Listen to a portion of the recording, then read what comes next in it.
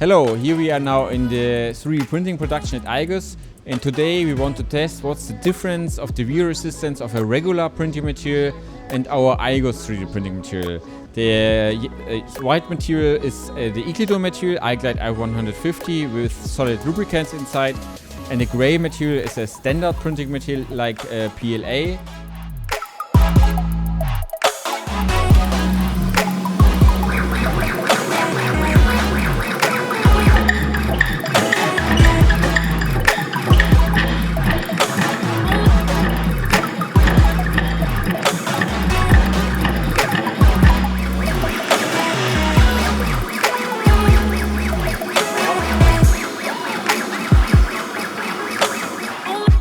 Okay, the test is now finished.